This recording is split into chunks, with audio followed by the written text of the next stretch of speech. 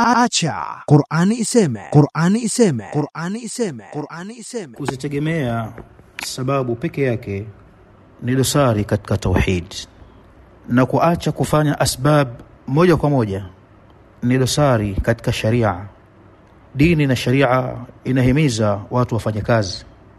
Dini na sharia imesema kuwa mbingu haileti mvua ya dhahabu wala mvua ya fedha.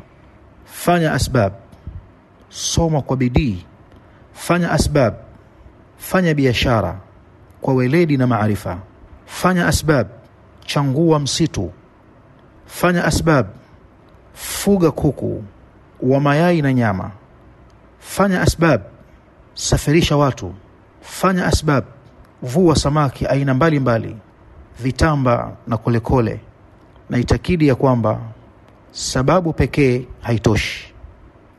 Sababu pekee bila ya matashi ya Allah subhanahu wa ta'ala haifanikiwi wala haina athar. Mu'min ameamrishwa afanye sabab katika asbab, na wakati huo huo amtegemee musabbibul asbab ambaye ni Allah subhanahu wa ta'ala. Wa 'ala Allahi falyatawakkalul mu'minun. Fanya asbab, Allah subhanahu wa ta'ala atakupa, na ukipewa na Allah subhanahu wa ta'ala hakuna ambaye kwamba atakupokonya, hakuna ambaye atamzuia aliyepewa na Allah, wala hakuna ambaye atampa aliyenyimwa na Allah subhanahu wa ta'ala. Mpewa hapo kwenyeki. Anasema subhanahu wa ta'ala katika sura Fatir aya 2, ma yaftahi Allahu lin-nasi min rahmatin fala mumsika laha wama yumsik fala mursila lahu min ba'di.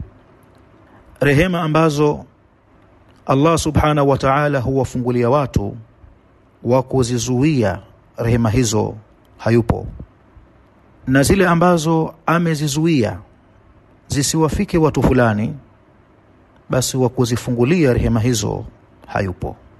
Ni sawa na aya ya 107 ya suratu Yunus, wa yamsaska Allahu bidurrin, na kama Allah subhanahu wa ta'ala atakutaka wewe kwa lolote lenye madhara, shida, balaa, ufakiri, maradhi na mengineyo, fala kashifa lahu illa hu, wa kuiondoa hayo hayupo isipokuwa yeye mwenyewe subhanahu wa ta'ala.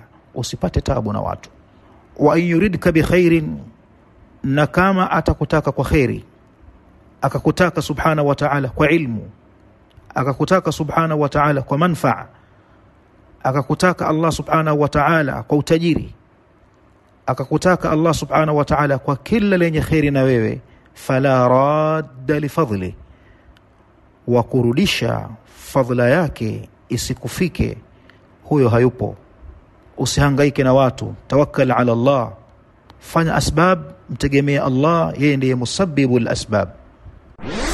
Acha Qur'ani iseme, Qur'ani iseme, Qur'ani iseme, Qur'ani iseme, Qur'ani iseme.